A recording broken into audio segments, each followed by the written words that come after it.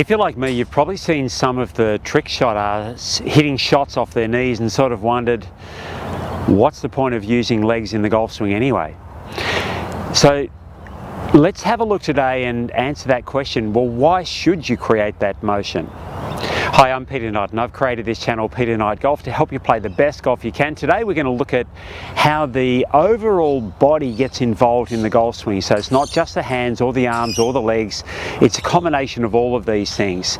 Now, if I start off with an analogy, imagine you're a basketballer taking a free throw and your coach says to you, I want you to take the free throw, but I want you to have your legs straight and don't bend them at all. So first of all, you'd think that's pretty ridiculous.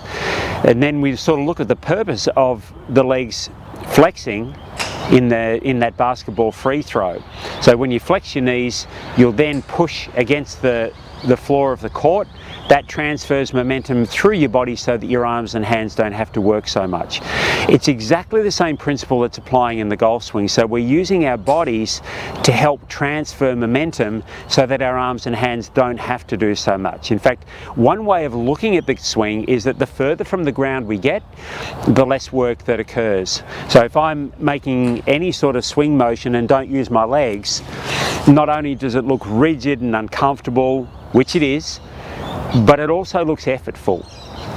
Whereas if I'm allowing some movement to occur freely through my body, that takes away all of that effort. So let's have a look at some of the principles involved behind this feeling of what becomes an effortless motion. There's still some effort in, of course, because we've got to gain speed, but compared to the rigidity, very, very different.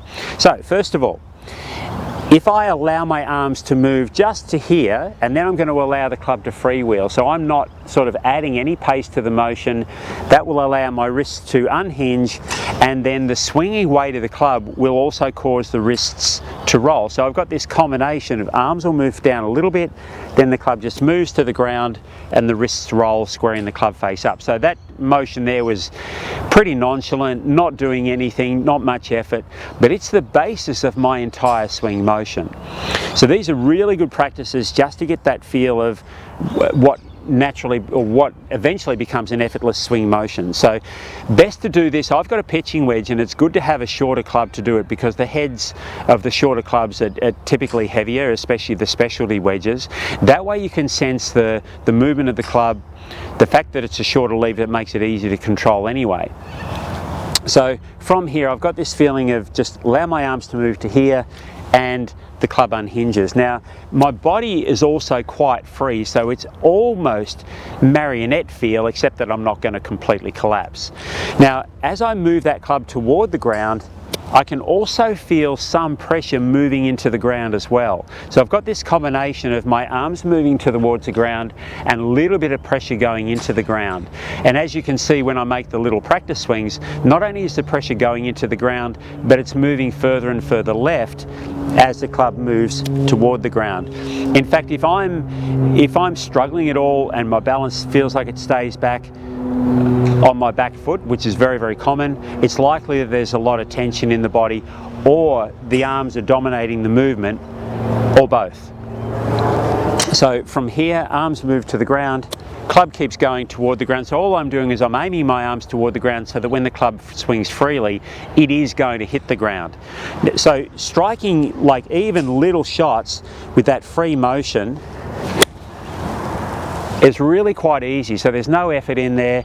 Club will meet the ground without any problem whatsoever, and I've got that free motion going.